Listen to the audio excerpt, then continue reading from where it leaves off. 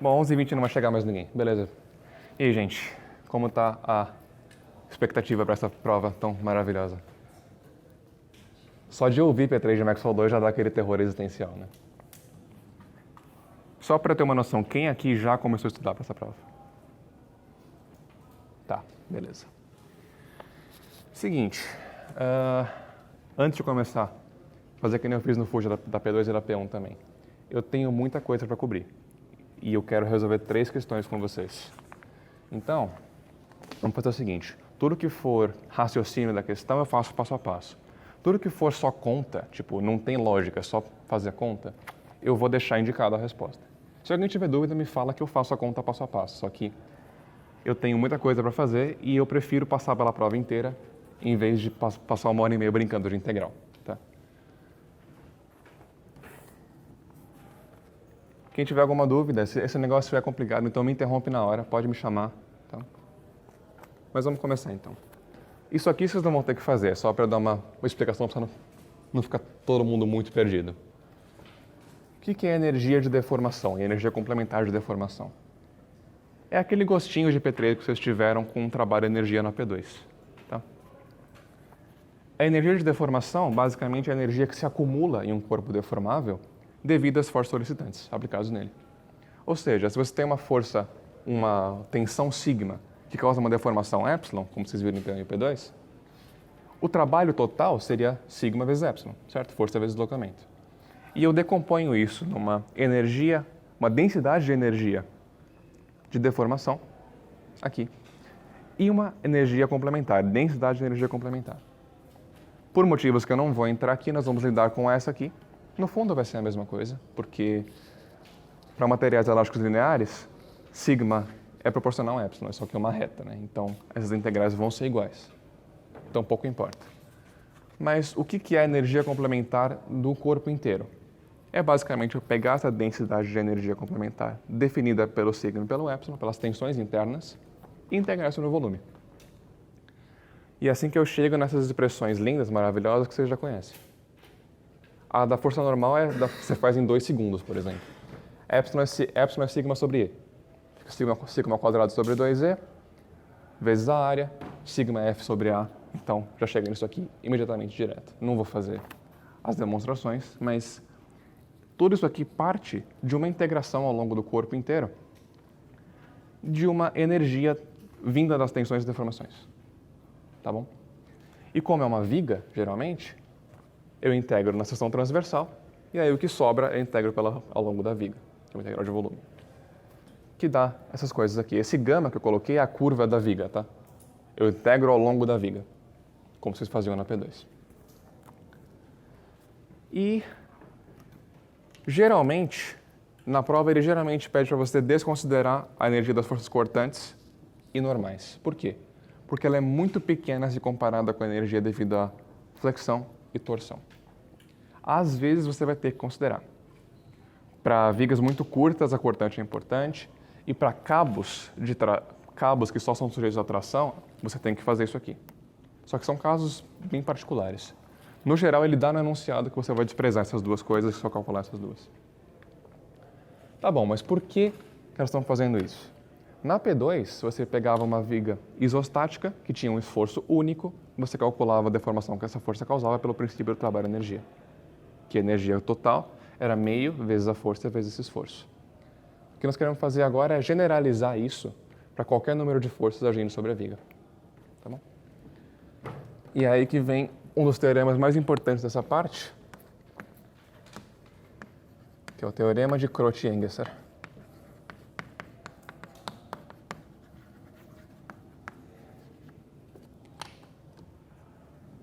Em uma estrutura isostática, isso vai ser importante.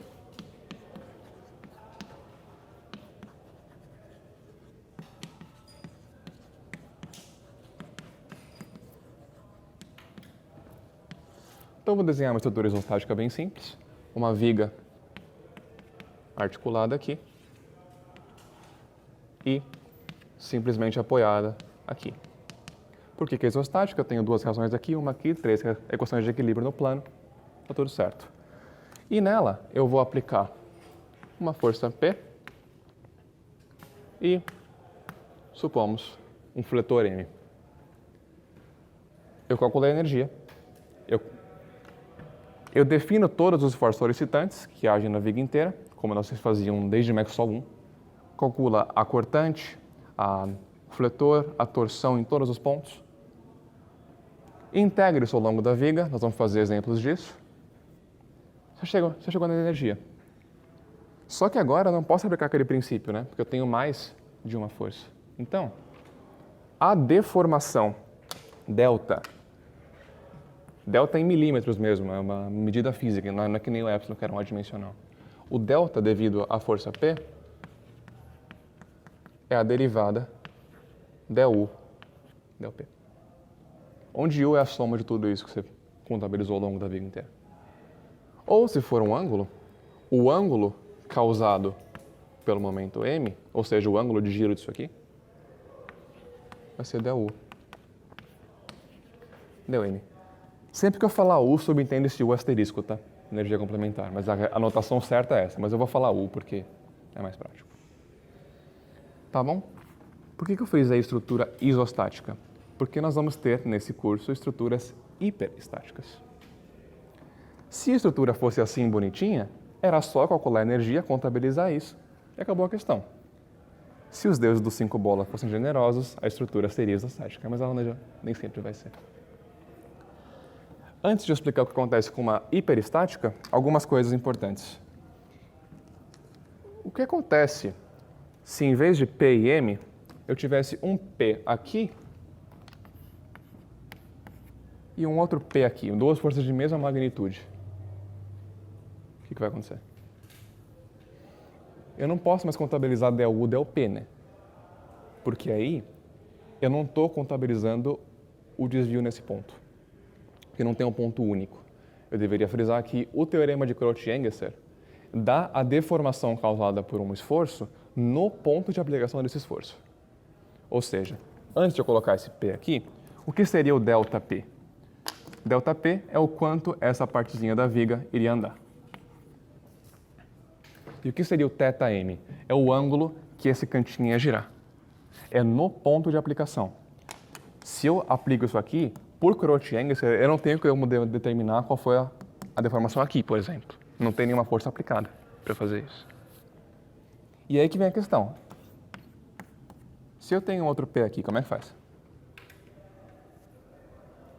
Eu tenho que dar nomes diferentes. Porque se eu deixar os dois como P, eu não tenho como contabilizar quanta da energia é devido a esse P e quanto é devido a esse P. É meio que impossível. Então, eu vou chamar isso aqui de P1, isso aqui de P2. Então, eu resolvo em termos de duas variáveis diferentes, eu contabilizo todos os esforços solicitantes ao longo da viga inteira em função de P1 e P2. Qual delta nesse ponto? Del U, del P2. Depois eu falo que o módulo dele é igual a P. E qual a deformação nesse ponto? Del U, del P1. Depois eu falo que o módulo dele é igual a P. Mas se eu tenho duas forças de magnitude igual, eu tenho que considerar como esforços diferentes. Até aqui, tudo bom? E uma situação que o pessoal costuma xingar, porque não é muito intuitiva, vou fazer aqui embaixo. Suponho que eu tenho essa mesma viga bi apoiada. Só que agora eu falo as palavras que todo estudante de Maxwell odeia. Considere o peso próprio. Então, eu tenho aqui o peso próprio da viga, que é um carregamento que é zero distribuído. E eu quero saber quanto que o meio aqui vai para baixo. Eu tenho como aplicar Cauchy-Engesser aqui? Não tenho, né? Se eu quisesse saber uma deformação onde não tem um esforço pontual aplicado, o que eu vou fazer? Eu ainda posso usar o teorema, só que eu tenho que inventar um uso para o teorema. E é isso que o pessoal não gosta, porque fica um pouquinho jogado, parece. Como que não tem força aqui? Claro que tem. Tem uma força P. Eu invento uma força P. E qual que é esse delta? Del U, del P, avaliado em P igual a zero. Eu coloco uma força de mentira que é igual a zero só para eu poder usar o teorema. Por quê? Porque aí eu vou ter a energia tudo em função de P, eu derivo ela em função de P, eu achei o delta. Aí eu falo, mas P é igual a zero. Ou seja, eu vou colocar uma variável a mais no problema, eu vou complicar minhas integrais, só que no final eu vou ter o que eu queria. Eu invento uma força. Tem uma questão que eu vou fazer isso. Esse conceito está claro para todo mundo? Tá bom. Vamos lá. Já falei disso. E quando os deuses não são generosos e a estrutura é hiperestática?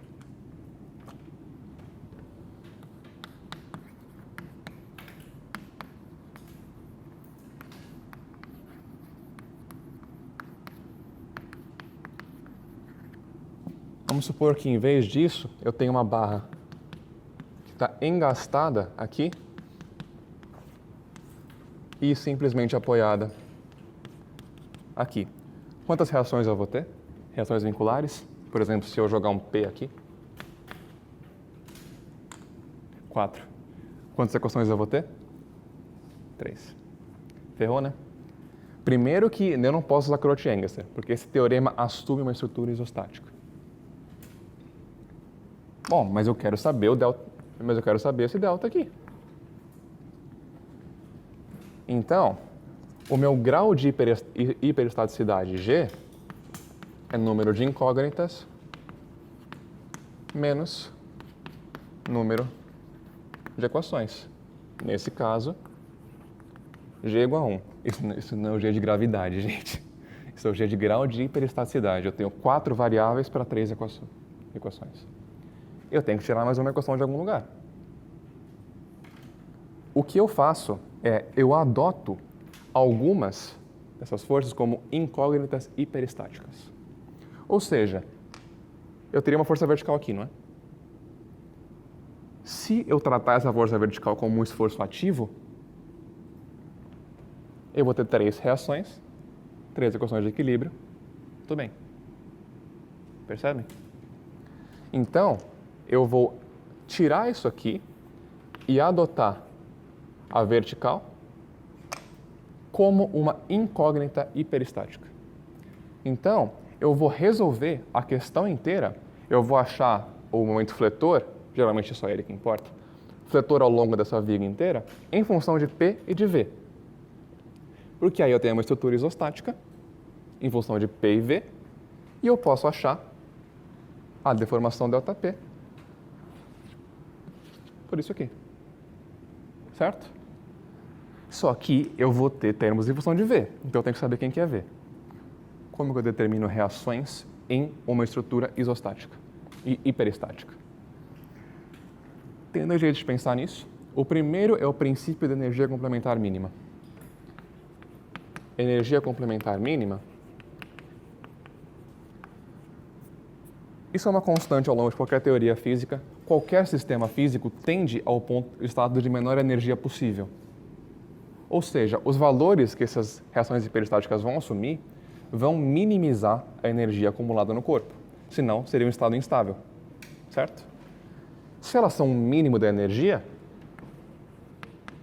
quanto que é ΔU, ΔV? Oi? 0. Está aqui minha quarta equação. 3 equações de equilíbrio, mais essa equação aqui, 4 esforços. Tudo bem. Qual que é um outro jeito de eu interpretar isso aqui? Se eu trato V como força ativa, o que é isso aqui? É a deformação na viga provocada por V. Mas V é um apoio. Quem é a deformação? É 0. É uma reação vincular. Por definição, o negócio não vai se mexer aqui. Se eu tivesse um momento aqui como incógnita hiperestática, por definição, o momento vai vir de um engaste. E um engaste não tem rotação.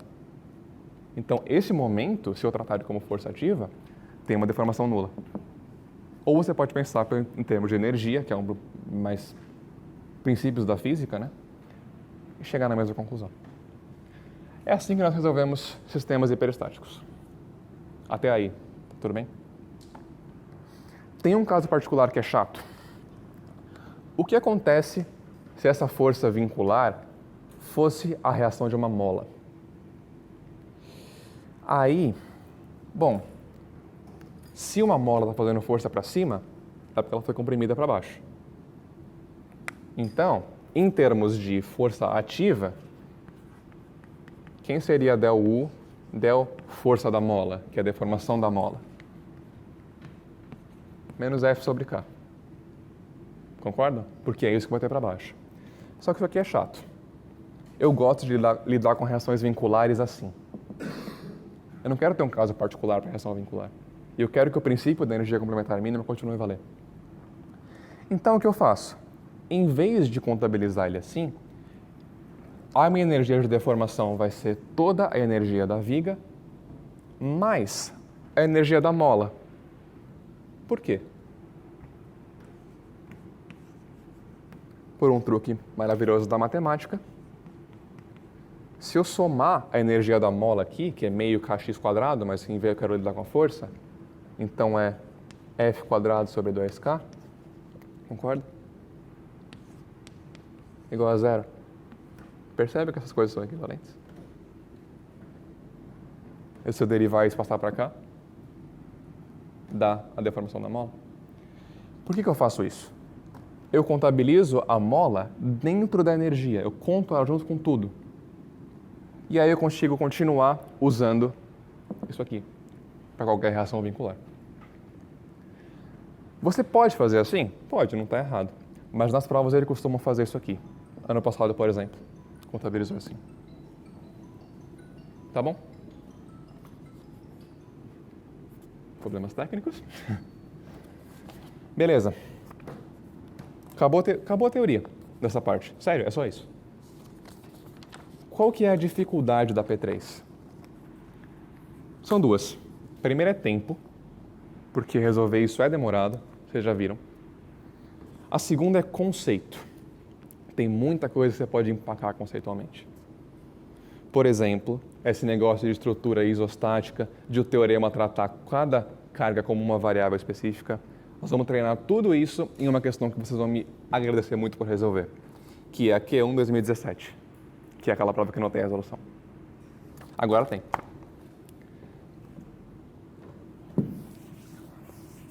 Isso aqui foi só para explicar.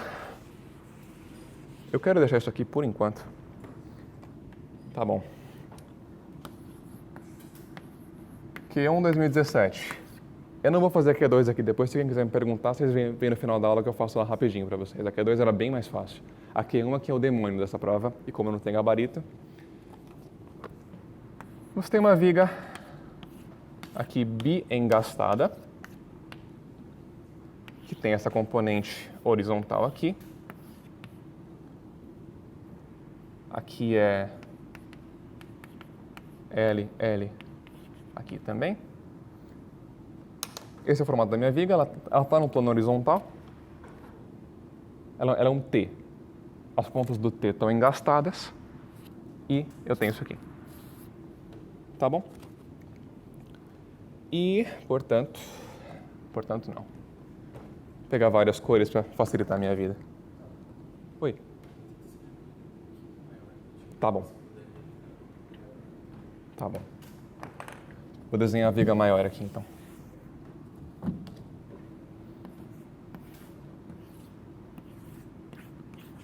Tem uma viga pi engastada.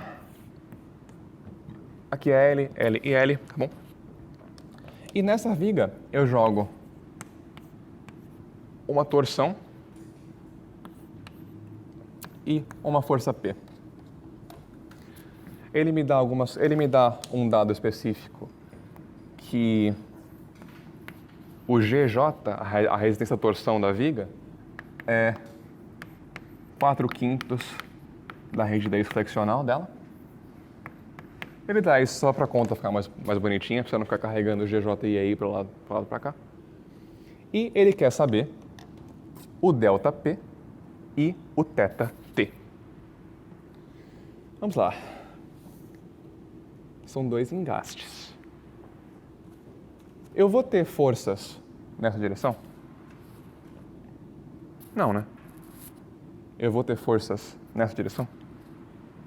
Também não tem nada causando elas. Então, no engaste eu vou ter reações só verticais, uma em cada um. Eu vou ter momentos assim, a barra está aqui. Eu vou ter momentos torcendo ela assim? Não tem nada que vai causar isso. Mas eu vou ter eu vou ter um momento aqui, causado por essa torção, e eu vou ter um momento aqui, causado por esse P. Ou seja, esses engastes simplificados fornecem 3 reações vinculares. Ele deu nome aos pontos aqui, A, B, C e D. E se eu apagar os engastes para colocar os esforços de reação, as reações vinculares, aqui eu tenho uma vertical em A, uma torção em A e uma flexão em A, certo? E aqui eu tenho uma vertical em C, uma torção em C e um momento em C. Quantas equações de equilíbrio eu tenho nesse caso?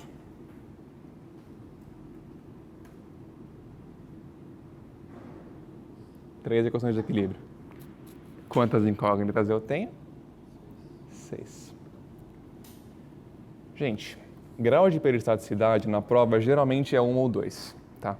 3 é chutar muito o balde. Só que eu quis fazer esse justamente porque se a gente fizer isso aqui e entender o passo a passo, vocês fazem qualquer outro, sério. E também porque eu queria dar um gabarito dessa questão para vocês, porque essa questão é difícil. Tá bom? Qual que é o meu grau de peristaticidade? G igual a 3. O que eu vou fazer? Eu vou ter que escolher 3 incógnitas hiperestáticas. Eu escolhi fazer com as do A, tá bom? Ou seja, agora eu trato como se fosse uma viga só engastada aqui, sujeita a 5 esforços externos. Um P aqui, um P aqui, um VA aqui, um MA aqui e um TA aqui. Posso, tipo, separar essas duas barras e fazer simetria na que tem? Simetria, você não pode cortar uma viga no meio. Não, então, mas tipo, separar elas, sabe? Fazer aquele esquema de, tipo, essa barra mais essa barra. Olha, aí depois fazer simetria só nessa barra. É possível. Eu conheço alguém que fez assim no dia que eu estava estudando para essa prova. Só que eu acho muito difícil. Porque você vai ter que... Você troca um problema de G igual a 3 por um de G igual a 2 e outro por G igual a 1, eu acho. Porque você vai ter que contabilizar que a deformação em B aqui é o mesmo que essa barra vai descer, para juntar as duas. Eu acho que é muito complicado. E para quem não tem domínio da teoria, eu teria dificuldade bastante de fazer isso aqui e eu, lembro até bem da teoria. Eu acho mais prático, por incrível que pareça, fazer um G igual a 3 do que fazer isso. Mas seria possível, sim. É um outro jeito. Tá bom. Então, isso aqui continua sendo vincular.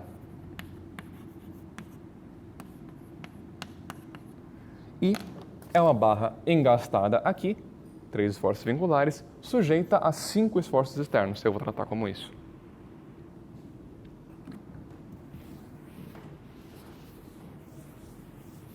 Ele fala para ignorar forças cortantes e normais na energia, então eu vou simplesmente fazer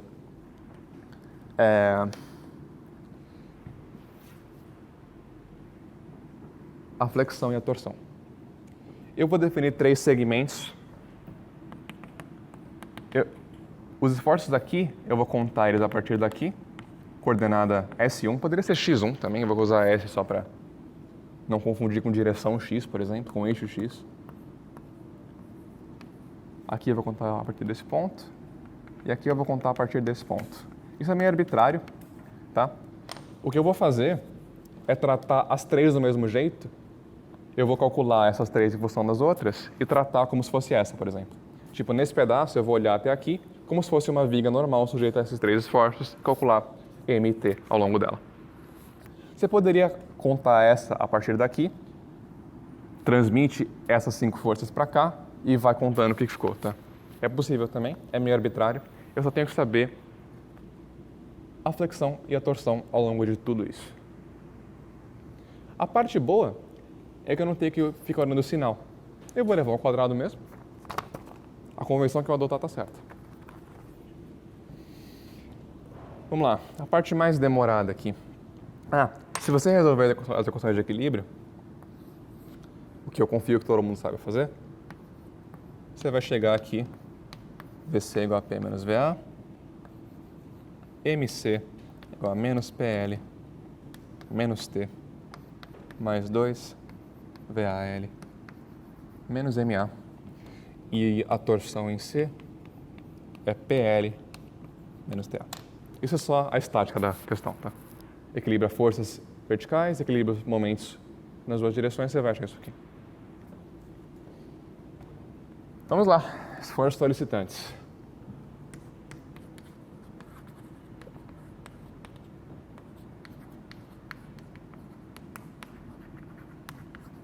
Gente, eu estou indo rápido de propósito para dar tempo de fazer todo o resto, mas se alguém tiver com dúvida, se alguém não estiver entendendo o que eu estou fazendo, me para na hora. Só me chamar, sério. Eu quero fazer rápido, mas também não quero perder vocês.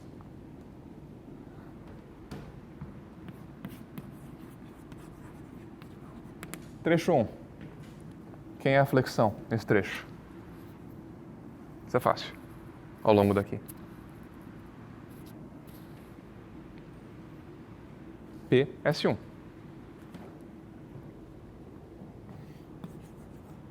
M1 igual a PS1. E a torção, quanto é? Só o T. Esse é o ramo bonitinho da viga.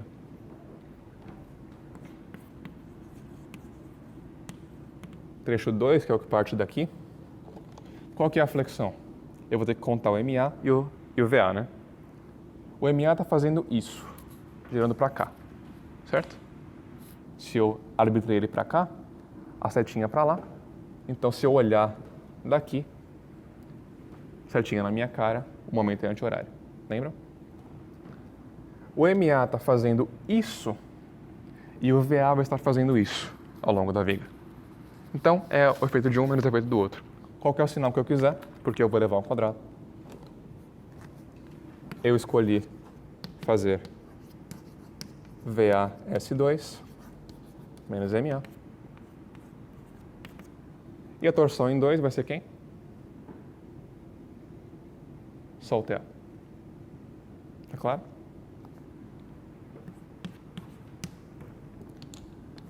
Eu tenho todas as contas aqui, tá? Quem quiser tirar foto depois, vem falar comigo. Mas é que eu vou pular muita conta aqui. Mas eu tenho tudo feito aqui, deu 2 páginas e meia.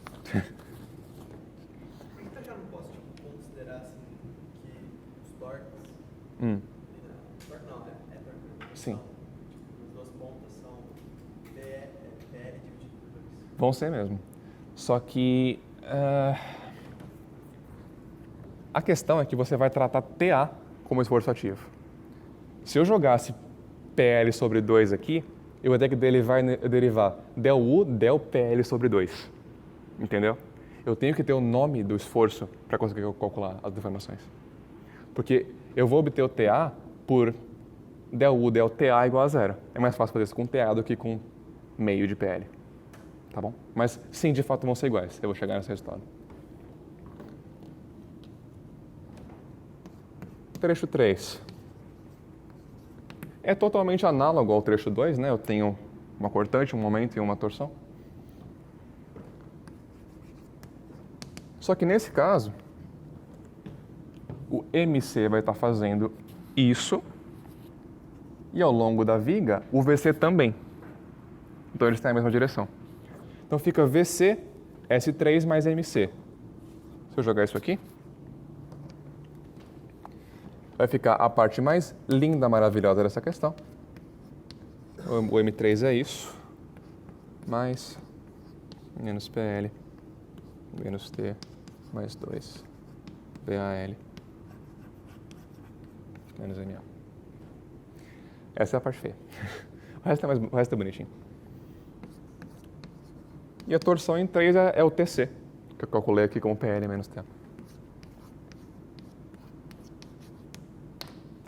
Dúvidas nisso? Tá bom. Vou apresentar a vocês um truquezinho para calcular as derivadas da energia. Isso é um cálculo 1 que a gente não aprende, mas que é muito útil. Se você vai... se eu quero achar, por exemplo, du del P, e eu tenho que é o... Oi. Fala. É isso. Em tese, esses 6 aqui são relações vinculares. Só que como a estrutura estava hiperestática com G igual a 3, eu tenho que adotar 3 como se fossem esforços ativos. Então eu adotei esses 3 como esforços ativos, mais esses 2. Eu tenho 5 esforços ativos e uma estrutura engastada aqui, como se fosse. Tá? Vamos supor que eu tenha só um momento. Isso não é essa questão, tá? Isso é só um adendo. Eu vou estar derivando em P uma integral de 0 a L de m² sobre 2i. Eu posso... M depende de P, não é? M depende de S e de P. Só que eu estou integrando em S. Vale a regra de Leibniz? Quem lembra de cálculo 1? A regra de Leibniz era para o limite da integral, né? Ela também vale para aqui dentro. É a integral de 0 a L da derivada em relação a P disso aqui. Então fica 2m del m del P. 1 sobre i m del m del P ds. Por que isso é mais útil? Porque senão você vai ter que levar isso aqui ao quadrado. Tá bom?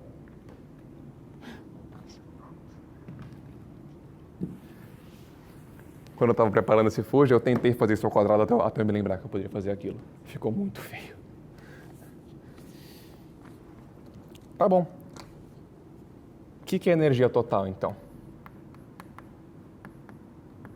Tudo isso aqui vai ser integral de 0 a L, né? Então, S1, S2, S3, X, S, tanto faz, vai ser a mesma coisa.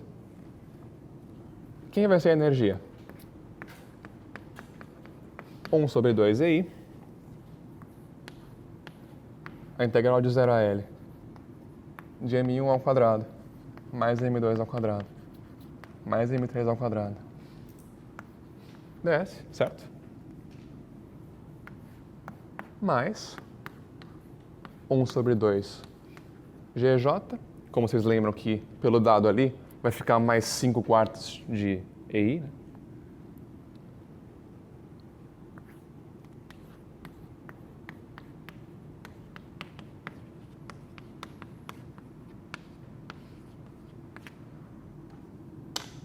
Suas opções são calcular isso com tudo isso aqui e depois fazer todas as derivadas, ou você fazendo pela derivada parcial lá dentro. Percebe que a vantagem daquilo que eu acabei de falar?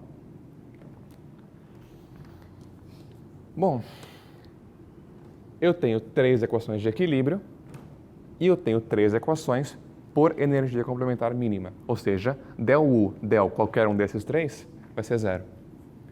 Com isso, eu obtenho mais 3 equações para calcular tudo isso. Tá claro? E essa é a parte que eu vou pular. Quer dizer, eu não vou pular, eu vou escrever a estrutura da conta e depois vou deixar, tá bom? Primeira equação. Del U. De novo, U é o asterisco, eu vou só falar U. Del U, del VA é igual a 0. O VA influencia em quais desses esforços? Só M2 e M3, concordam? Ou seja, eu não vou ter que calcular tudo isso.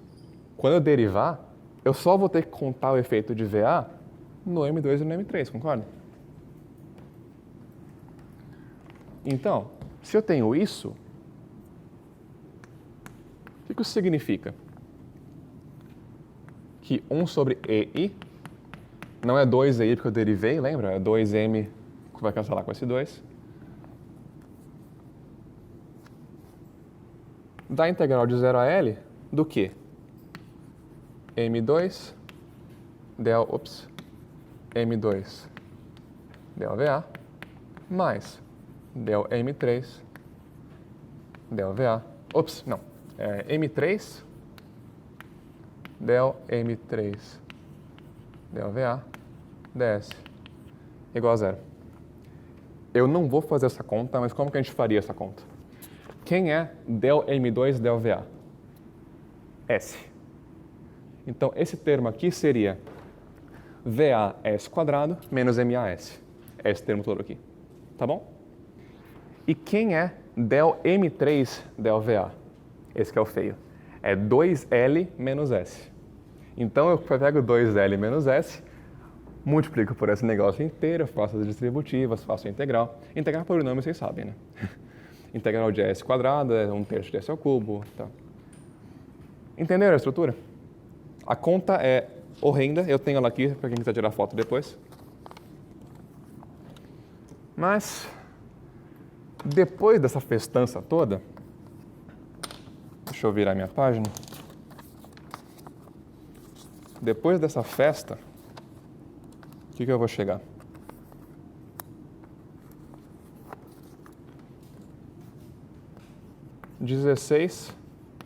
Eu vou mudar a cor para falar que é o resultado, vai.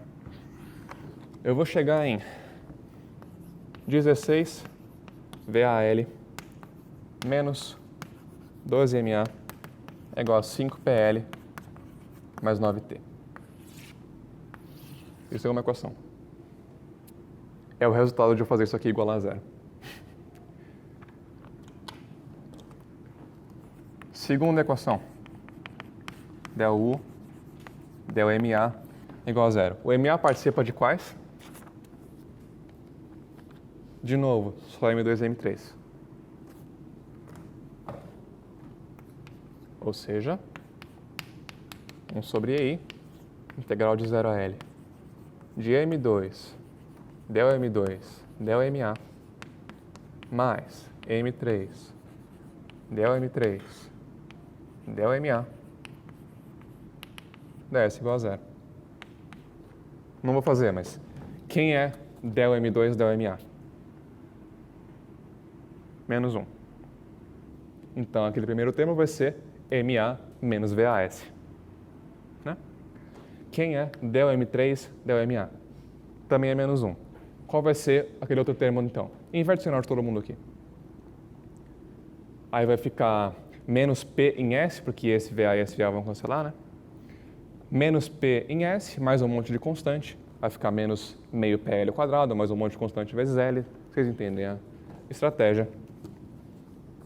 Com isso, eu chego na segunda equação, que é menos 4VAL mais 4MA com a menos PL menos 2T.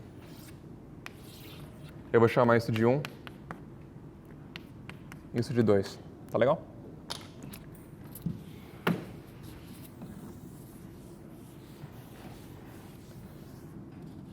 Por fim, terceira equação.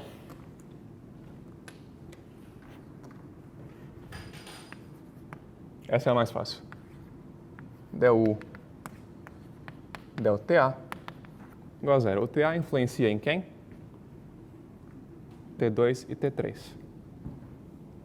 Então, vai ser 1 sobre EI, vai ser 1 sobre GJ, né, que são as trações, as torções, perdão. Então, vai ser 5/4 de 1 sobre EI. 5 sobre 4EI, vezes a integral de 0 a L de T2, del T2, del TA, mais T3, del T3, del TA, ds, igual a zero. Essa é fácil, né? Del T2, del TA, 1. Del T3, del TA, menos 1. Ou seja, essa dá para fazer. Isso, constante vezes logo é zero, a constante vai cair fora. Ou seja, a integral de 0 a L de TA mais TA menos PL ds igual a zero. Se a integral disso é zero, isso aqui vai ser identicamente nulo. Vocês conhecem a parada. E eu chego na terceira equação, que é o que você tinha falado. Que o TA é L sobre 2.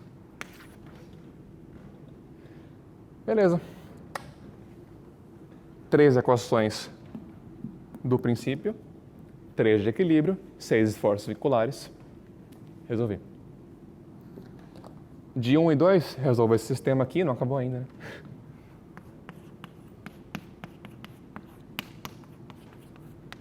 De 1 e 2 eu vou obter que VA é meio de P mais 3T sobre 4L e MA é 1/4 de PL mais 1/4 de T. Agora é a pergunta crucial.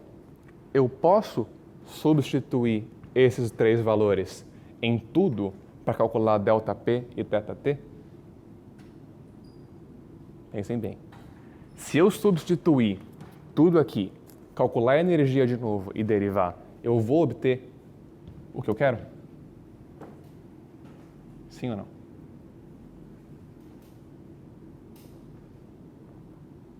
Alguém chuta?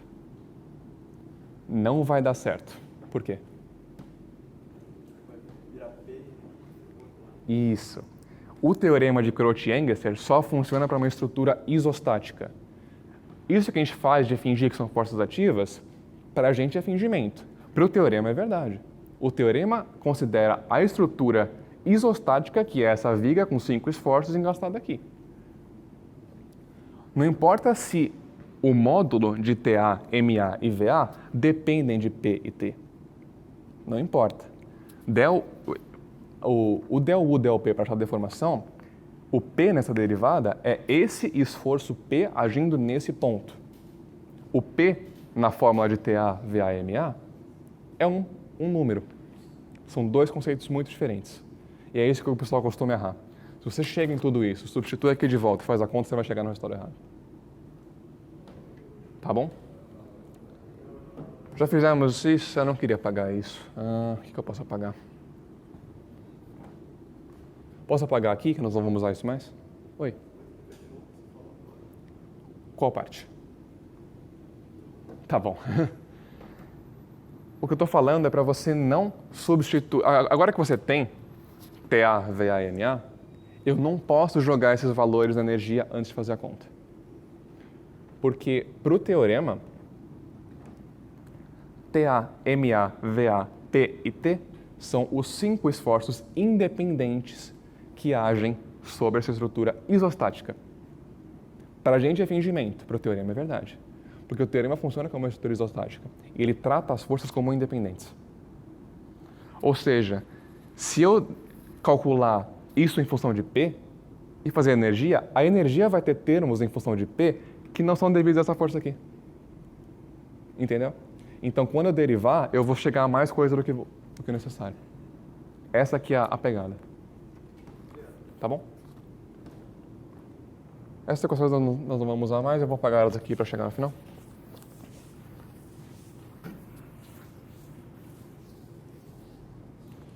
Como que eu acho o delta, então? Ele é finalmente du del P. Eu só consigo fazer isso agora porque no final, depois que eu derivar, eu vou chegar em uma expressão em função desses 5. Aí sim eu posso substituir. Por quê? Eu cheguei no resultado final, eu cheguei no delta. O delta é um número. O delta é um número, eu posso substituir números. A derivada do teorema de Cauchy-Engesser era um conceito. Eu não posso substituir um número em um conceito. Essa que é a grande pegadinha dessa parte. Se eu fizer essa conta, o delta é 1 sobre EI. Agora não vai sumir 1 sobre EI, que eu não estou igualando a zero, hein? Cuidado. O P entra em quais dessas? No M1, no M3 e no T3. Então, é isso aqui. M1, del M1 del P, mais M3, del M3 del P, ds, mais a torção seria com GJ, mas ele deu simplificação lá, então fica mais 5/4 vezes 1 sobre EI, vezes a integral de 0 a L, de T3, del T3, del P, ds. Tá bom? Se eu chegar em tudo isso, eu faço essa integral e eu vou chegar em uma coisa horrível em função de tudo. Tá bom? É 1 sobre E, 1/3 2 menos VA sobre L ao cubo, vai ser... Enfim, depois disso tudo, eu vou chegar... Isso é igual uma função dos 5 esforços. Eu não vou escrever ela aqui porque é essa linha inteira, mas eu não substituí ainda, mas agora eu posso. Eu cheguei no delta final, o delta é um número. Qual é o delta? Ele é calculado a partir das magnitudes de cada esforço. O delta é a função das magnitudes de cada esforço. Então, depois que eu substituir tudo, aí sim eu jogo os 3 valores e vai cancelar absolutamente tudo e vai dar PL ao cubo sobre I. Esse é o delta. Para quem quiser as contas, tira a foto depois comigo, tá? Mesma coisa para o θ. Ele é o del U, del T. O T entra em quais? T1, M3. Só T1 e M3, né? É, só T1 e M3. Tá. Então ele é 1 sobre I. 0 a L. M3. Del M3, del T. ds. Mais 5 quartos, porque aqui é tração, torção. T1, del T1, del T, ds. E se eu fizer essa conta inteira, de novo, é uma função dos 5 esforços. No final, eu substituo essas 3 expressões lindas, maravilhosas.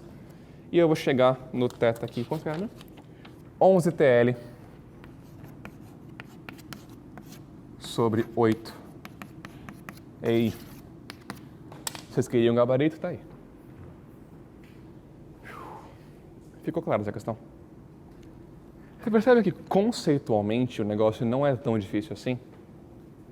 Eu tenho 6 incógnitas para 3 equações. Eu tenho que tirar 3 como variáveis.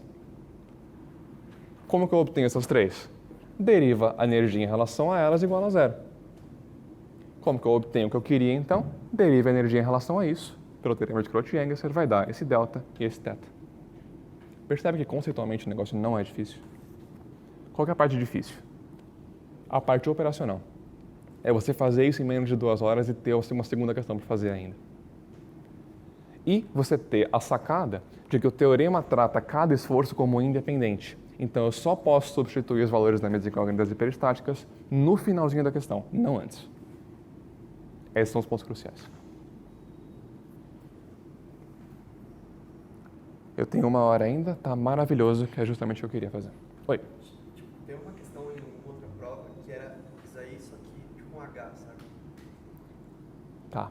Eu não cheguei a ver essa questão. Mas, tipo, vale a pena fazer desse jeito assim ou dar uma dividida em alguma coisa ali? Talvez tenha um carregamento simétrico. Depois você me mostra no final. Não, tipo, é simétrico mesmo. É assim, assim. O carregamento é simétrico? Não, Dá para dividir sim. E aí o peso aqui no meio você divide em 2 disso. Vai cair nesse caso também. Aí faz um negócio desse tipo. Isso, exatamente. No final da aula você me mostra, aí eu te falo. Que eu não cheguei a ver. Beleza, gente? Tá bom. Próximo tópico, justamente esse, simetria. Depois, quem quiser a solução da Q2, eu não fiz ela aqui, mas a Q2 era bem mais fácil. Se sobrar tempo, eu faço ela no final da aula rapidinho para vocês. Não sei porque eles não divulgaram essa prova, ou o gabarito dessa prova.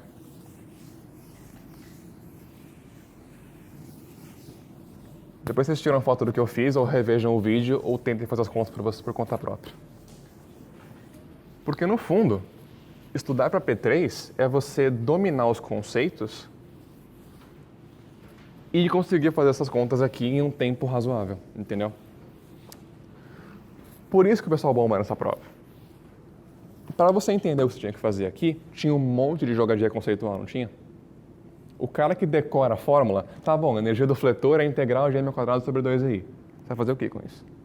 Entendeu? Você tem que entender o que está acontecendo na questão. Por isso que a P3 tem essa fama, porque ela é difícil pra caramba. Mesmo você tendo feito várias questões, se você não estiver manjando mesmo dos conceitos, você vai olhar, você vai travar. Entendeu? E já que o Fuja é uma aula para quem quer passar na prova, vocês não vão passar na prova só me ouvindo falar por 2 horas. Tá bom? Eu vou falar aqui por 2 horas, passar tudo que eu tenho que passar. Só que vocês têm que fritar muito mais questão. Tem listas no disciplinas, tem as provas antigas, façam. Tá bom? Estruturas simétricas. Vermelho é muito ruim.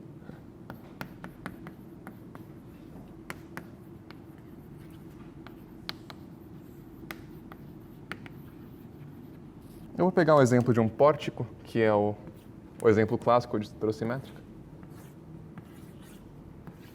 que é um arco assim. Isso aqui tem que ficar mais ou menos alinhado, né? Claramente o plano de simetria desse pórtico está aqui, né? Então, a questão é, uma estrutura simétrica vai manter a simetria em deformações com algumas condições. Se o carregamento, se os esforços aplicados também forem simétricos dos 2 lados, a deformação vai ser simétrica. Concorda? Eu tenho um plano de simetria, desse lado eu tenho isso com um esforço. Desse lado eu tenho a mesma coisa refletida com o mesmo esforço refletido.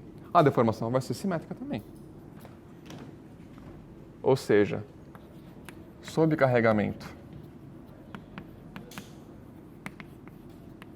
simétrico, o que vai acontecer?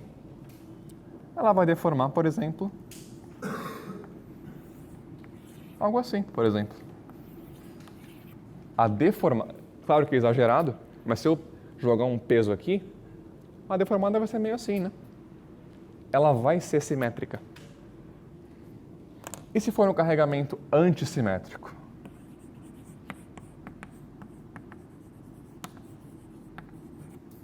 Antissimétrico quer dizer que é o oposto. Ou seja, eu estou empurrando aqui e aqui, em vez de empurrando aqui e empurrando aqui. Então, a deformada vai ser também antissimétrica. O desenho ficou péssimo, mas... Perceberam? Não é espelhado, é meio que transladado, assim. É a antissimetria do negócio. Um carregamento simétrico em uma estrutura simétrica gera uma deformada simétrica. E um carregamento antissimétrico em uma estrutura simétrica gera uma deformada antissimétrica. Por que eu estou falando isso? Porque simplifica muito a análise. Se as 2 metades da estrutura fazem a mesma coisa, eu vou contabilizar esforços na estrutura inteira para quê? Eu olho só a metade. Eu quero saber quanto que o meio foi para baixo, nessa azul aqui. Eu não tenho que olhar a estrutura inteira. Se eu olhar essa metade, eu conheço... se eu olhar essa metade, eu conheço todo que é da estrutura. O delta do meio nessa estrutura metade vai ser o mesmo na estrutura inteira. Por quê? Porque é totalmente simétrico. Exemplos disso. E por que isso é tão útil? Porque, normalmente, se eu tenho uma viga geral e eu corto ela no meio, uma viga que era inteira, eu faço um corte na mão, vou fazer mais pra cá. O que eu teria? Uma cortante, uma torção,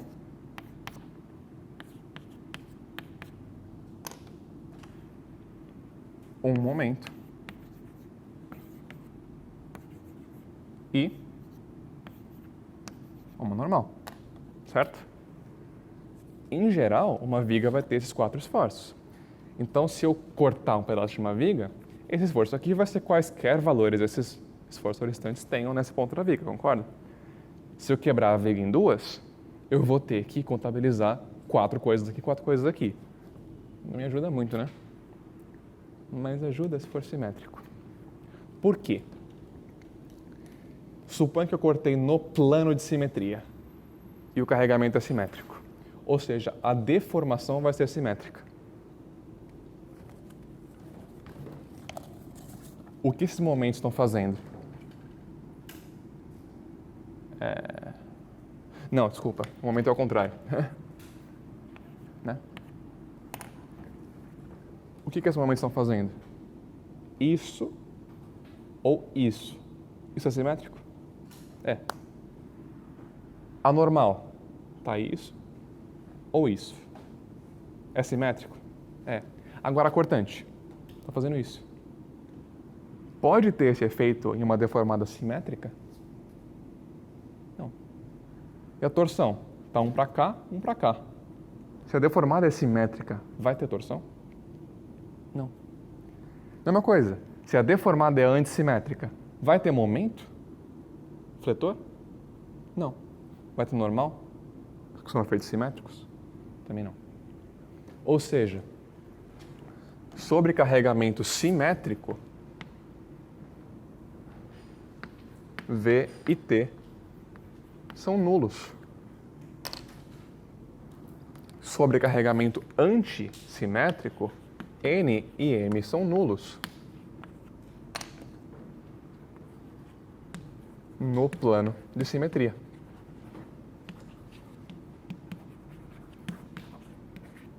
Por quê? No simétrico, V e T são nulos porque os efeitos de deformação do V e T são antissimétricos. Em um lado é o oposto do outro. Não é espelhado. Então eu não posso ter esse efeito em uma deformada que é simétrica. Mesma coisa para o outro. Aí vem a maravilha. Se eu tenho meu pórtico, lindo, maravilhoso, engastado no chão 2 vezes, e eu tenho esse P aqui, bem no meio dele. Se eu fosse calcular o ΔP por tudo, como que eu faria? 3 reações aqui, 3 reações aqui. Eu estou no plano, são 3 reações de equilíbrio. G igual a 3. E eu já traumatizei vocês com G igual a 3, né? Vocês não querem fazer G igual a 3. Tá bom. Corta a estrutura no meio. Faz um corte no plano de simetria.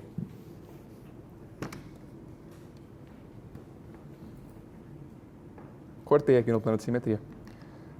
Como o P estava no meio, é P sobre 2 para um lado, P sobre 2 para o outro. E no plano de simetria, eu teria esses 4 normalmente. Só que é simétrico. Certo? Então eu vou ter só uma normal e um momento. Qual que é o meu G agora?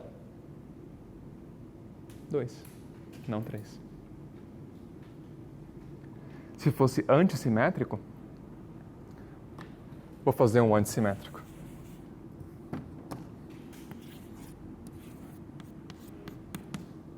Eu tenho P aqui e P aqui. Antissimétrico, certo? Corto no plano de simetria. Fica o P aqui. N e M são nulos e não vou ter torção, então eu tenho aqui só uma cortante. Reações vinculares são 1, 2, 3, 4. G igual a 1. Eu troco 1 grau igual a 3 por 8. Oi, fala. Parou o vídeo? Tá bom.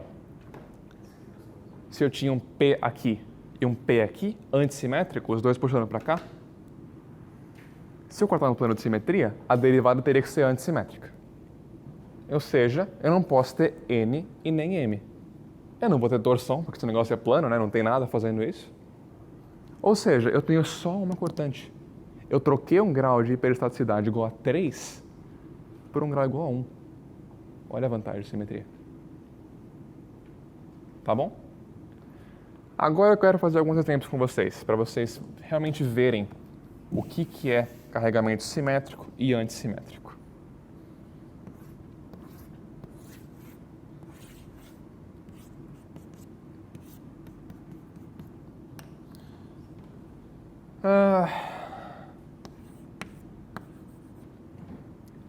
esse carregamento aqui, simétrico ou antissimétrico?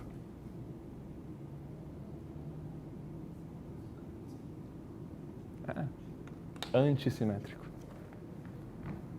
Os dois estão vindo para cá. Mas e esse aqui? Simétrico. Esse sim é simétrico, porque vai gerar uma deformação simétrica. Entendeu?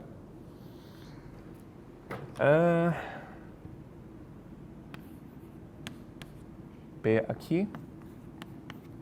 P aqui. Isso é simétrico ou antissimétrico? Simétrico. Mas e se o P estivesse puxando aqui? Seria antissimétrico. Tá bom? O que mais que eu posso pensar? Eu tenho uma força Q aqui e uma força Q aqui. Simétrico ou antissimétrico? Oi? Você trocou só o P, né? Só o P, é. Continua sendo antissimétrico do mesmo jeito. Isso é... Você não teria que trocar o M. Então, com M e com... Ah, boa pergunta. Eu tava... Ignora o M, só o carregamento azul.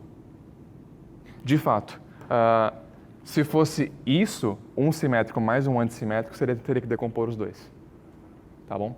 Só que se fosse um P aqui, por exemplo, o carregamento azul mais vermelho é inteiro simétrico. Eu vou cortar aqui no meio, vai sobrar um N e um M, sem cortante. G igual a 2 com 2 esforços ativos. Como virar 4 quando eu pegar aqui. Tá bom? Bom, mas boa pergunta. Ignorando esses dois, só o carregamento amarelo, ele é simétrico ou antissimétrico? Simétrico. E se esse Q estivesse para cá? Antissimétrico. Tá claro? Beleza. Então, vamos fazer uma disso, que foi a Q1 da P sub do ano passado.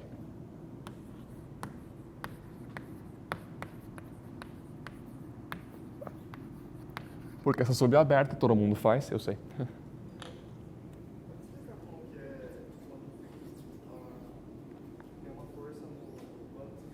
Bem no meio, eu divido ela em duas. Se eu tivesse mais nada, só um momento aqui no meio, fica m sobre 2 de um lado e m sobre 2 do outro. Seria antissimétrico. Só um momento no meio seria antissimétrico. O torque, vamos pensar no torque. Tem alguma outra cor? Tem. Ignora tudo. Tem um torque aqui e um torque aqui. Esse torque está girando para cá. Ele está tentando entrar na lousa. E esse está tentando sair. Deformada antissimétrica. Agora, se esse torque fosse para cá, os dois estão tentando trazer para dentro da lousa. Deformada simétrica. Um torque só no meio, simétrico. Simétrico. Porque você tem só uma força agindo, né? Se eu torço isso para cá, continua simétrico. Tá? Aí eu divido T sobre 2 numa metade e T sobre 2 na outra. Tá bom? E agora que eu vou brincar um pouquinho com vocês, porque a Q1 da P sub, quem pretende subar? Tá. É aberta, né? Tem vezes que vale a pena. Vou ser um pouquinho chato com vocês agora. Porque o carregamento nessa questão, ele é um distribuído aqui.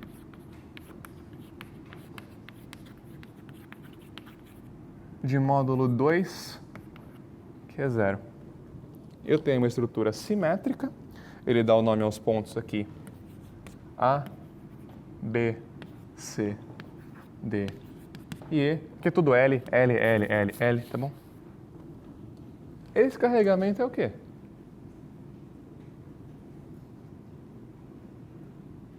Simétrico, antissimétrico? Nenhum dos dois. eu estou empurrando de um lado e não do outro. E aí? Vem um princípio muito legal da física. Eu posso expressar muitas coisas como a soma de uma parcela simétrica com uma antissimétrica. Isso aqui não é nenhum dos dois. O que eu faço então? Eu falo que ele é a superposição dos efeitos de dois carregamentos. Eu vou desenhar o pórtico mais duas vezes. Mais.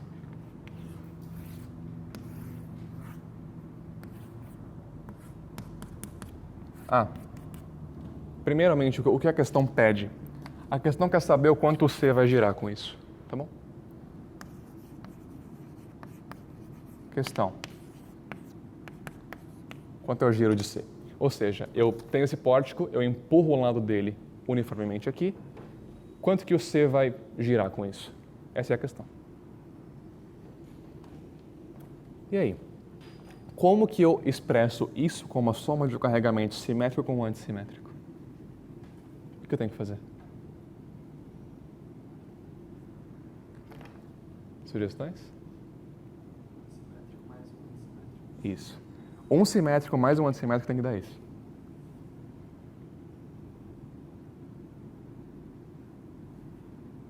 Vou dar uma dica. Eu tenho que ter uma força total de 2 que é 0 aqui, não tem? Então eu vou colocar um Q0 aqui.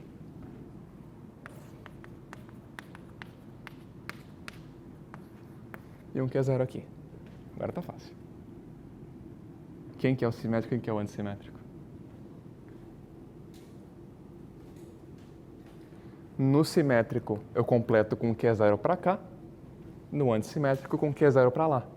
Quando eu somar os dois, esses aqui se cancelam e dá só 2Q0 do lado esquerdo.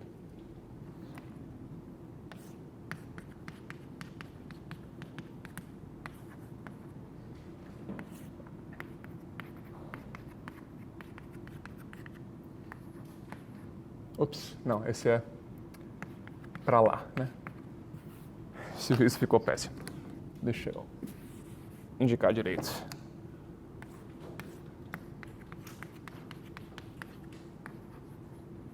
Tá bom? Qual que é a estratégia quando eu tenho um carregamento que não é nem simétrico nem antissimétrico? Eu divido qualquer força ativa por 2, completo ela simetricamente em um, completo ela antissimetricamente em outro. Por quê? Essas completudes que eu faço vão sendo lá. Entendeu? Como as deformações são pequenas, eu posso compor as coisas. Essa deformação, a deformação total devido a isso, é a soma da deformação devido a isso com a devido a isso. Tá bom? Então, em um caso geral, eu quero o giro em C. Só que eu quero analisar com simetria, né? Pode ficar muito legal. E se eu fosse fazer o giro de C sem simetria, eu teria G igual a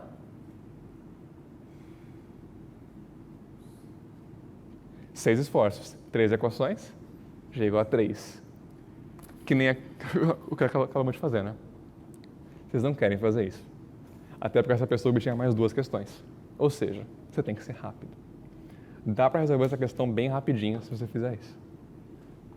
Então, no geral, se eu quero uma deformação nesse caso, é o giro em C devido a isso, mais o giro em C devido a isso. Eu quebro um exercício em 2. Será que quebra em 2? Será que eu tenho que fazer os 2? A deformada aqui vai ser o quê? Simétrica. E a deformada aqui vai ser antissimétrica. Se a deformada é simétrica,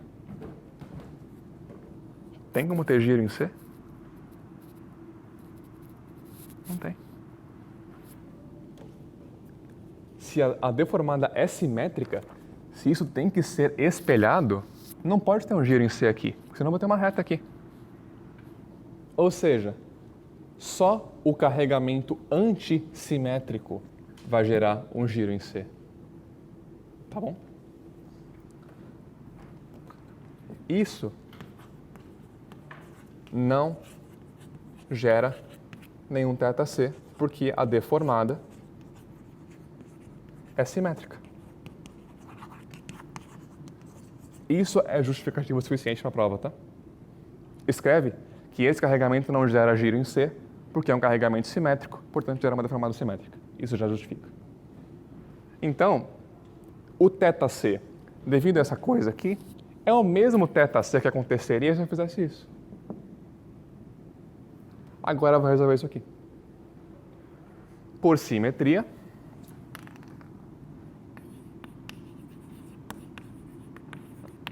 eu considero um caso muito mais simples, que é o meio pórtico.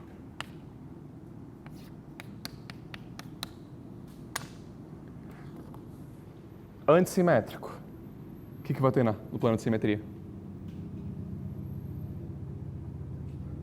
Cortante e torque. Mas tem torque aqui? Não. Então só cortante. E aqui 3 reações. Oi.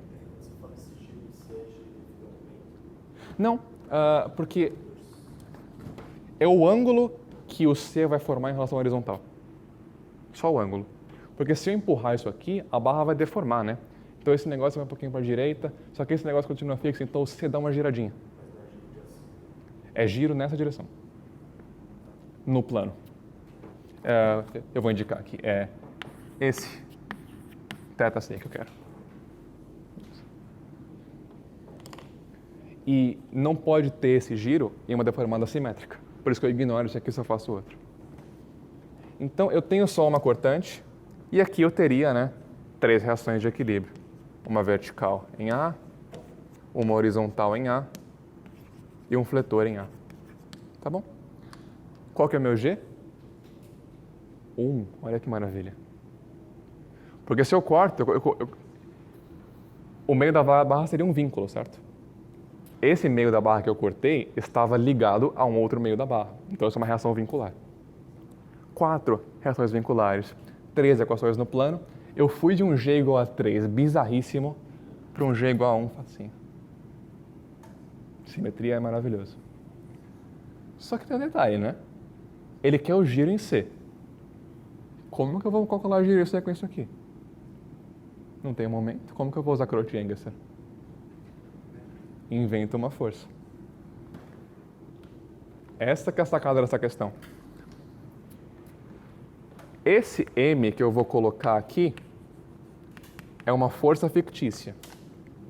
Aí vocês vão chorar comigo. Não, mas em antissimétrico o M tem que ser nulo. Esse não é o M da interação entre as metades da viga. Isso é um M que eu inventei depois de cortar. Por que eu tenho que ter esse M? Eu quero achar o giro de C. Por Cauchy-Engesser, eu tenho que ter um esforço que cause um giro em C para eu contabilizar isso. Tá bom? Então, no fim, eu vou adotar VC como incógnita hiperestática e eu tenho esse L simplesinho com 2 esforços ativos.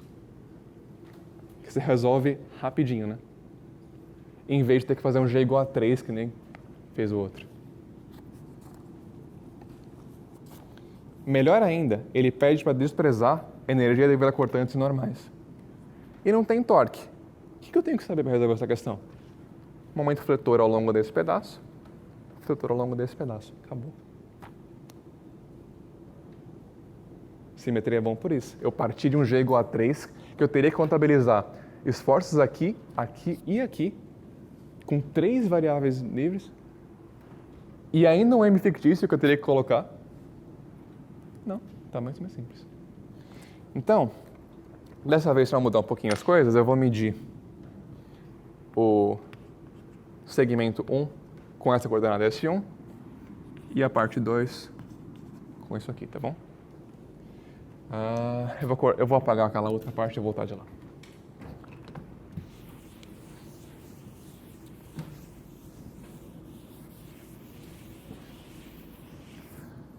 Usando aquilo como referência, eu tenho que olhar só o momento fletor.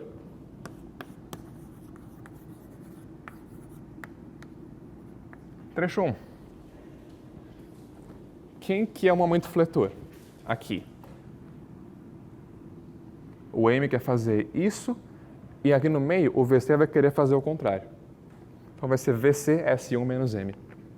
Ou M menos VC S1. Tanto faz o sinal que eu vou levar ao quadrado. Se você brincar com sinais que nem eu faço, só escreve com sinais arbitrários, tá bom? Só para o Ramos não encher o saco de vocês.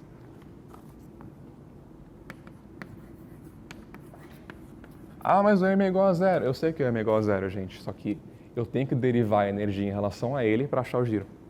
Tá bom? E quem que é o fletor em S2?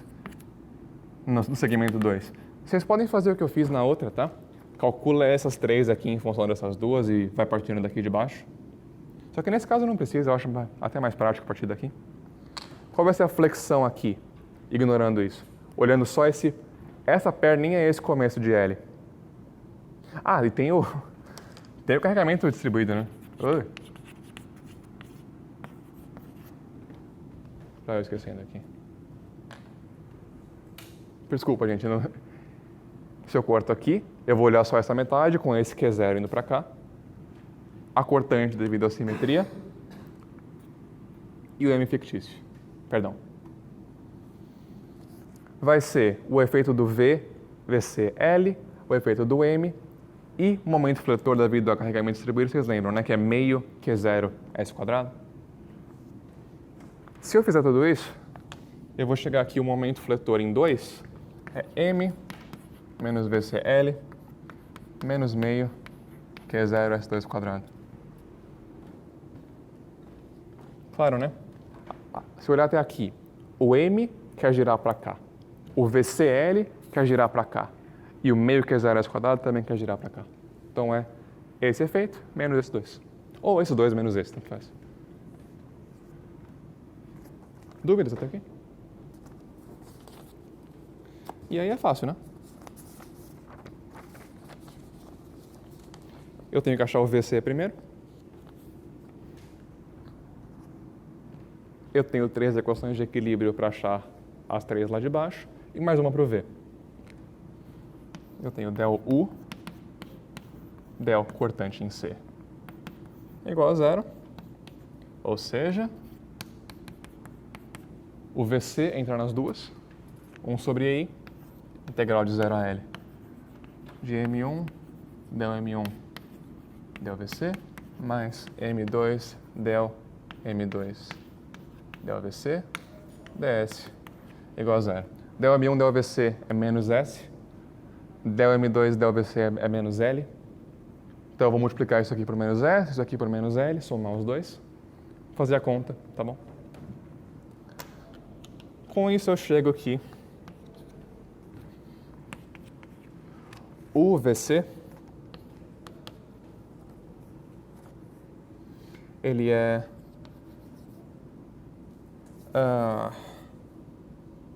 Vou fazer direto. O VC vai dar menos 1/8 Q0L. Tá bom? Sabe o que tem que fazer aqui, né? A expressão do M1 vezes menos S, mais a expressão do M2 vezes menos L, integra tudo isso. Vai ter um negócio que vai ficar em S², integrando dá 1/3 de S ao cubo, você sabe fazer isso, né? As contas eu tenho aqui depois para quem quiser. E essa aqui tem gabarito no site também, ou no Polyshare. Pergunta, eu vou chegar numa expressão aqui em função de M, certo? Só que no resultado final, eu sei que M é igual a 0. Fiz as contas, cheguei no resultado final, isso não é... O Cauchy-Engels se acabou aqui. Eu derivei o VC como conceito, como o esforço aplicado ali. Aí eu cheguei aqui em um VC, que é um número. Então eu posso jogar aqui M é igual a 0, que é o M inventado. Aquela pegadinha de sempre. Tá bom? E, por fim...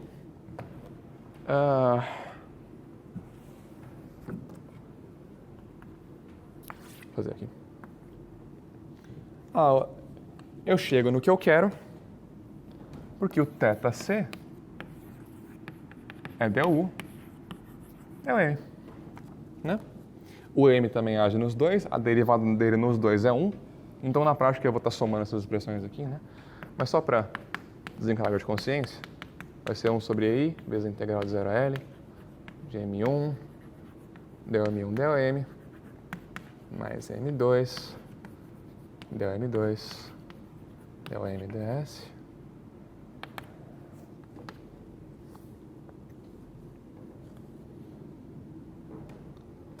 E aí eu vou chegar em uma função de VC Q0 e M.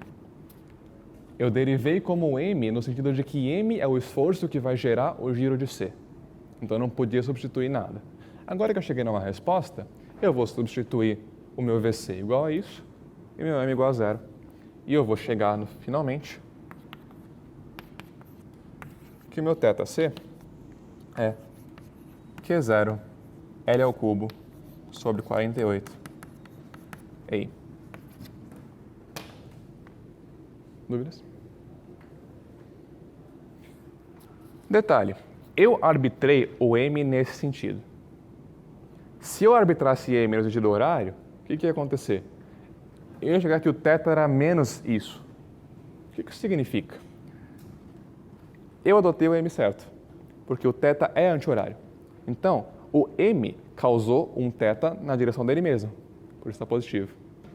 Se eu inventasse um M para cá, o que eu poderia fazer? Tanto faz.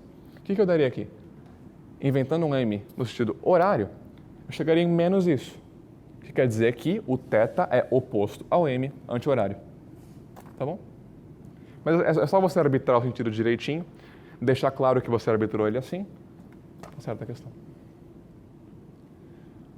Por que eu quis fazer essa? Essa questão, vocês veem que ela é rápida, né? Você trocou um G igual a 3, que seria incrivelmente demorado, por um negócio que eu fiz em uma página só. Rapidinho. Tá bom? Eu quis fazer ela porque ela misturava essa decomposição aqui, que é legal de ver, com a força fictícia. Dois conceitos que eu queria que vocês pegassem bem. Tudo claro até agora? Porque agora nós vamos para outra dimensão, que é o outro tópico da prova, que é flambagem. Tá bom? Vou apagar a luz inteira então, para facilitar a minha vida.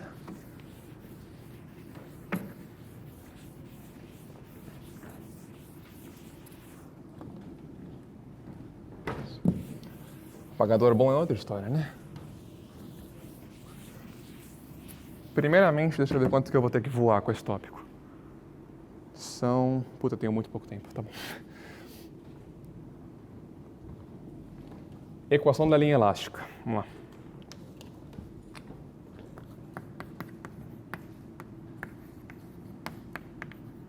Lembram dela de Maxwell 1? Essa é ela, só que mais forte. Supor que eu tenho a famosa viga biarticulada sujeita a um carregamento distribuído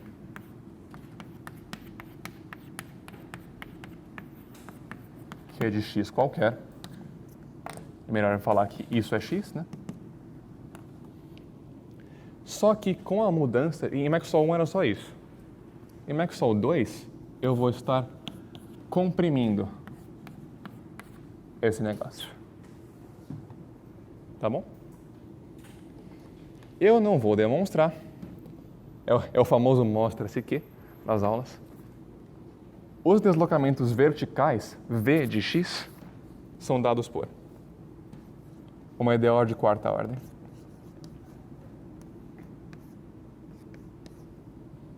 Mais P, que é a força de compressão, sobre EI, rigidez flexional da barra, que é del quadrado V sobre dx quadrado em x. Isso é igual a menos Q de x sobre EI. Mostra-se que. Tá bom?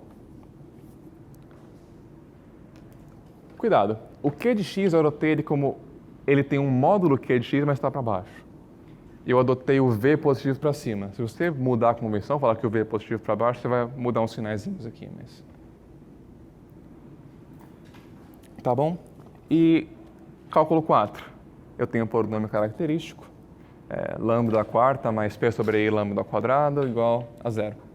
Então, solução geral disso aqui, não tem que resolver a EDO na prova, tá? Você pode tacar isso com vontade.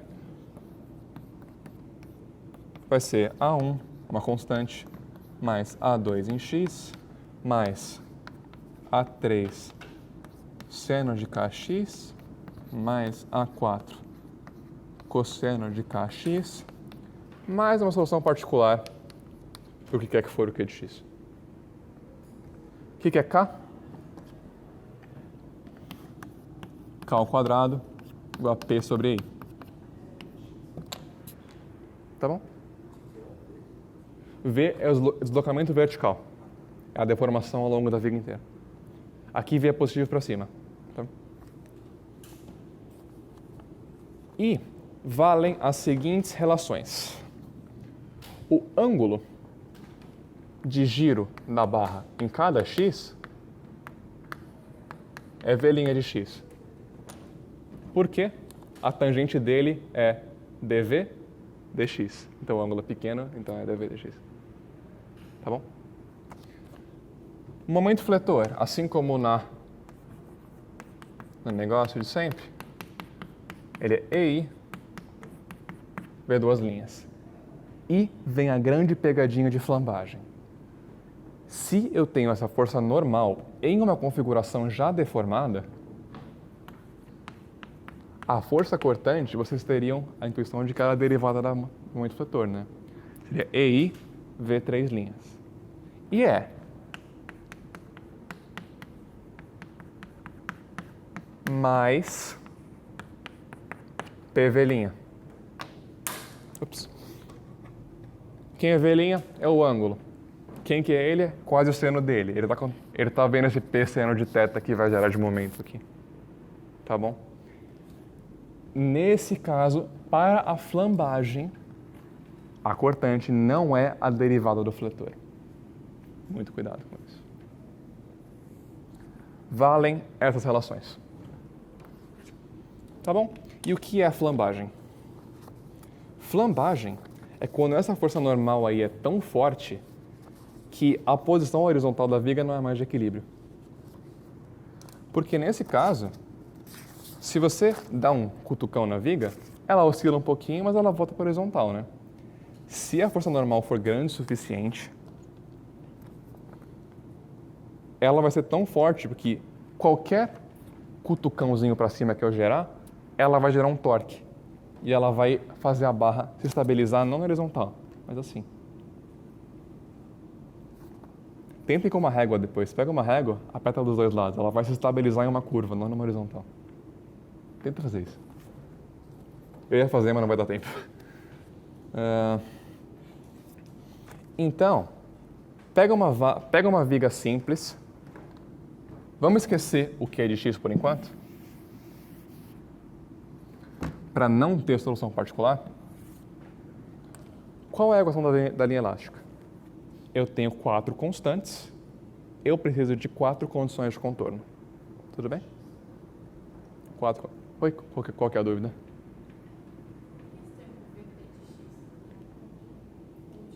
Onde?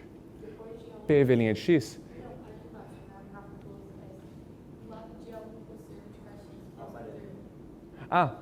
É a solução particular da equação diferencial. Porque é uma ideal linear mais igual a uma função. Se tiver um carregamento distribuído, eu vou ter uma solução particular. Tá bom? Aqui? Isso aqui é um V particular de x. Tá? Geralmente não vai ter, caiu só ano passado. Mas geralmente não tem. Tá bom. Eu vou voar com isso aqui então. O que é flambagem? Só isso, sem ver a particular igual a zero, que não tem que é de x, a minha solução é essa. Tá bom? Quem são minhas condições de contorno para essa viga? Para eu achar o deslocamento vertical em tudo? Eu preciso de 4. O que vai me dar isso são as articulações, tá? E aí?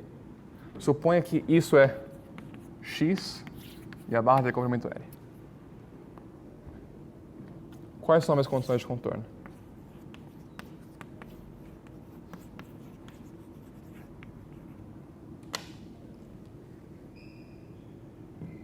Sugestões? De V0 igual a 0. V de 0 igual a 0. E V de L também. Está articulado, não vai ter deslocamento vertical aqui para nenhum lado. O que mais que é nulo em uma articulação? Momento fletor, perfeito. Vzinho em 0 é igual a 0. Vzinho em L é igual a 0. Fletor em 0 é igual a 0. Fletor em L é igual a 0. Tá bom? Então você vai derivar isso duas vezes, multiplicar por EI, isso é 0 em M, em 0 e em L. E o Vzinho, que é tudo isso aqui, é nulo para x igual a 0 e para x igual a L. Com isso eu tenho 4 equações. E aí que vem a mágica. Se eu fizer as contas, eu vou chegar nisso aqui.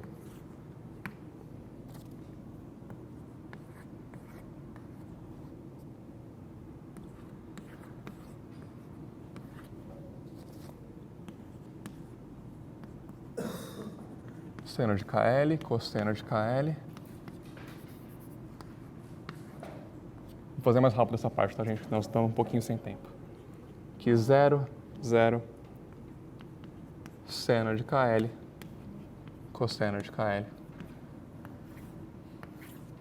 Vezes A1, A2, A3, A4. São condições todas homogêneas. 0, 0, 0, 0. Pergunta, qual que é a solução besta disso aqui? Todos os lados igual a 0. Não deformou nada. Lógico, né? Estou aplicando essa força normal, não tem nenhuma carga assim. Vai deformar por quê?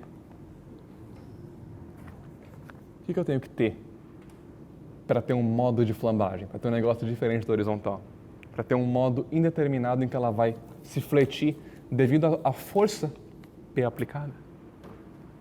O que isso corresponde nesse sistema? Uma solução não trivial. Ou seja, esse det igual a 0. Isso é flambagem. Um modo de flambagem é uma solução não trivial desse sistema. Porque se eu tivesse os 4 igual a 0, que é a solução besta disso aqui, não tem deformação. Equilíbrio horizontal, acabou. Agora, se esse det for igual a 0, eu vou ter mais uma família de soluções. Lembra de Argelin? É bom lembrar de Argelin. Esse det, se eu impor esse det igual a 0, eu vou chegar aqui, seno de KL é igual a 0. Logo, KL tem que ser N vezes π. Quem era K? Raiz de P sobre I. Vezes L, ou é Nπ. Para N igual a 1, primeiro modo de flambagem, eu vou chegar no quê? Que P crítico do primeiro modo de flambagem é π ao quadrado EI sobre L quadrado. Essa é a equação de Euler. Sim, o mesmo Euler. Esse cara tem tudo. Em uma viga biarticulada, a carga crítica à flambagem é essa aqui. Essa carga que vai causar uma solução não trivial para isso. Essa é a carga que vai causar uma força tão forte que a horizontal não é mais estável. Qualquer perturbação, ela vai causar um momento, até a viga se tensionar tanto que ela vai voltar a equilibrar. Isso é flambagem. Tá bom? O segundo modo de flambagem seria algo tipo isso. Vira um seno na articulação. Tá bom? Vocês vão usar isso aqui bastante. Se você tem uma viga biarticulada, qual que é o coeficiente de segurança em relação à flambagem? A força que você vai comparar é essa aqui. Tá bom? Gente, nós estamos um pouquinho sem tempo, então eu quero ver com vocês as condições de contorno para vários casos, tudo bem? Condições de contorno em um engaste. Se eu fosse resolver isso e aqui tivesse engastado e aqui tivesse apoiado, quais são as condições de contorno para o engaste?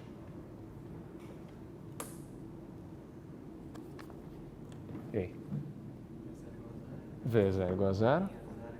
Oi? V0 igual a 0 também. Isso, o ângulo é 0. V igual a 0. V' igual a 0 para o engaste. Porque o engaste ele trava rotação e translação. O engaste com alívio de cortante.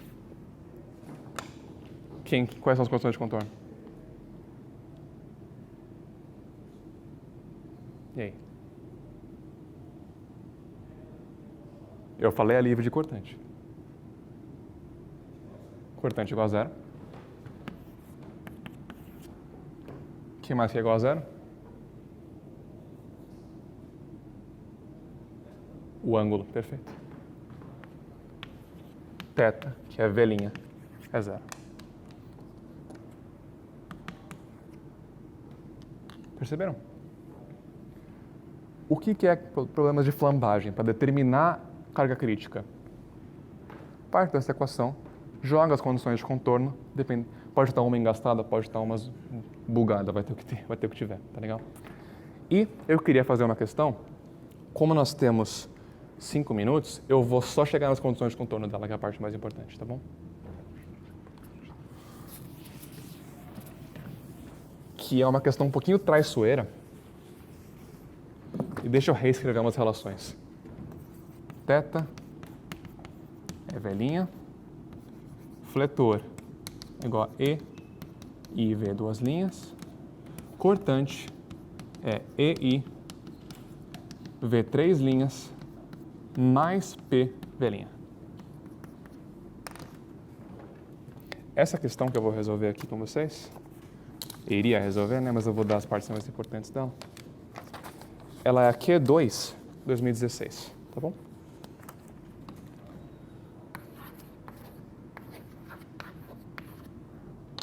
Que ela nos dá essa viga aqui. Aqui a extremidade é livre. Esse é meu P. E aqui eu tenho uma articulação com uma mola torsional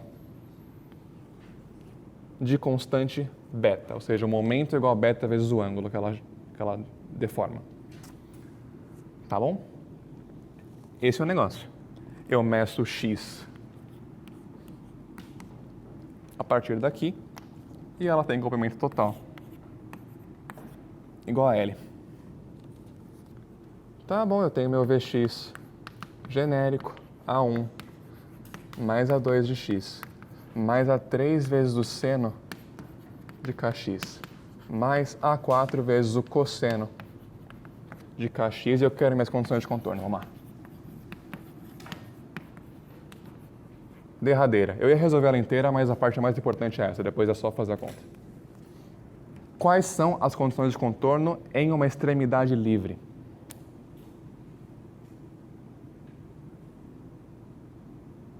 Pensei bem.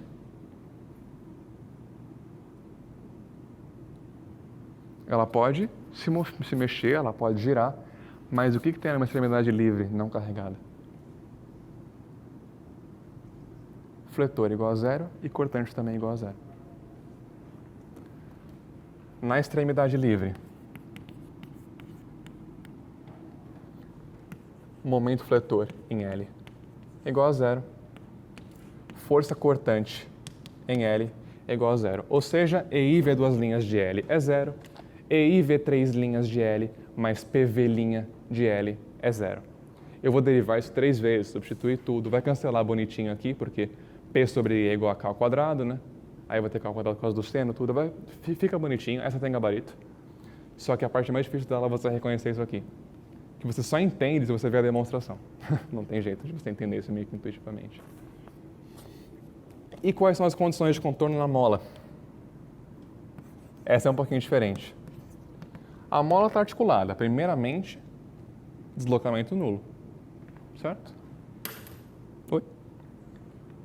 Deslocamento em 0. Não, V de vertical. Agora não faz mais sentido, mas é deslocamento, né? Deslocamento é 0.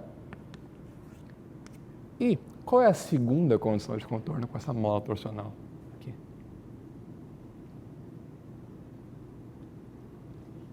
Pela definição da mola. fletor igual a beta vezes o ângulo. O momento fletor em zero é beta vezes o ângulo em zero. Ou seja, EI V duas linhas em zero é igual a beta V' em zero.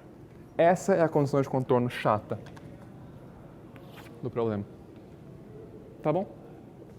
Eu faço tudo isso, eu vou chegar em um sistema de equações em A1, A2, A3 e A4. Homogêneo, tudo igualado a zero. Mas eu não quero a solução trivial. Claro que no básico do básico, isso aqui não iria para a horizontal, certo? Eu estou só aplicando uma força aqui. Enfim, se eu fizer essas contas, essas 4 equações vão me dar esse sistema aqui. 1, 0, 0, 1, 0, beta, k beta, k ao quadrado EI, 0, 0, seno de KL, cosseno de KL, 0, 1, 0, 0, vezes os A's,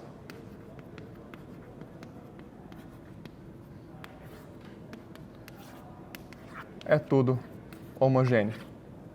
Para achar o modo de flambagem, esse det é igual a zero. Ele pede a equação característica da flambagem. É a equação que te vai permitir achar o K. Essa equação é esse det igualado a zero, ou seja, beta cosseno de KL menos K EI seno de KL é igual a zero e parou aqui, porque não dá para achar o K. A questão acabou aqui. Ficou claro? Eu sei que eu corri nessa parte, mas flambagem. Eu acho as condições de contorno, imponho uma solução não trivial e achei. Depois ele pergunta o que acontece para beta tendendo a infinito, que é mola infinitamente rígida. Aí esse termo fica gigante, cosseno é igual a zero. Aí você consegue achar o K. Isso está bem explicado na resolução oficial. E no item C ele pergunta se EI fosse para infinito, ou seja, uma barra rígida. Pô, um corpo rígido, ele ia inclinar o de um θ e você resolve para esse θ. O item C, para o corpo rígido, só um diagraminha básico. Aqui seria um θ, aqui seria um P, aqui seria a mola. Em 2 segundos, PL seno θ igual a beta θ. Esses dois são cancelados porque são pequenos. P igual a beta sobre L. Esse é o item C, para a barra infinitamente rígida. E para o caso geral, a equação é essa aqui. Eu não vou conseguir isolar o K nisso aqui tudo para achar o P, mas a equação é essa, e é isso que eu queria. Alguma questão? Dúvida? Oi. Tá bom. Isso são 4 equações. Essa aqui é A1 mais A4 igual a zero. A segunda é beta A2 mais K beta A3 mais K ao quadrado EI A4 igual a zero. Isso é um sistema em forma matricial. Sistema de equações. Nas resoluções da prova, ele escreveu as 4 equações. Eu também escrevi aqui. E em vez de fazer det igual a zero, ele foi substituindo umas coisas nas outras. Eu não gosto de fazer isso. Porque você tem que impor que um dos coeficientes vai ser livre e você vai chegar num negócio meio zoado. E você pode fazer pelo det. Eu prefiro, porque é um caso muito geral. Qualquer questão, você vai achar 4 condições de contorno, dá 4 equações, você joga nessa forma, det igual a zero, acabou. Ou você pode fazer que nem ele faz nas provas, depois você dá uma olhada, que ele vai substituindo uma equação na outra. Também dá certo. Tá bom? Mais alguma coisa não ficou claro de flambagem? Oi? Construção particular? Vou roubar um exemplo de 2018, que ele tinha um Q de x constante. Lembra de cálculo 4? Se eu tenho V4 linhas mais P sobre V2 linhas igual a menos Q sobre I, constante. Qual é a solução particular? É um polinômio quadrático. Que eu vou derivar 2 vezes vai sobrar um coeficiente aqui, e isso vai zerar, isso vai ser igual a isso aqui. Ele faz isso na P2 na PT 2018. Você vê a resolução? Se isso fosse, por exemplo, para... Nem lembro quanto que dava, mas... não vou fazer de cabeça agora, mas... Solução particular aqui seria um quadrático, que você joga aqui e substitui. Ou pode ser o que for o QX, né? Ele pode botar um QX igual a um seno, mas ele não é tão escroto assim. Geralmente não cai com QX. Isso aí foi um caso do ano passado que era mais de boa. É isso, gente. Quem tiver dúvida de alguma outra questão que eu não resolvi aqui, vem falar comigo. Quem quiser a solução da Q2 no ano passado, do 2017, que não tem gabarito, eu dou uma ideia de como faz. Quem quiser foto das contas de todas as questões eu tenho aqui, vem falar comigo e muito boa sorte para vocês, que essa prova é treta. E se vocês forem estudar, revejam o vídeo desse da P2, que vai cair tudo. Mas espero que deu para meio que desmistificar um pouquinho dessa prova. Ela é conceitual, isso que é o treta dela. Espero que ela esteja pelo menos possível, em vez de um terror existencial para vocês. Se já está assim, acho que já deu para ajudar. Valeu, gente.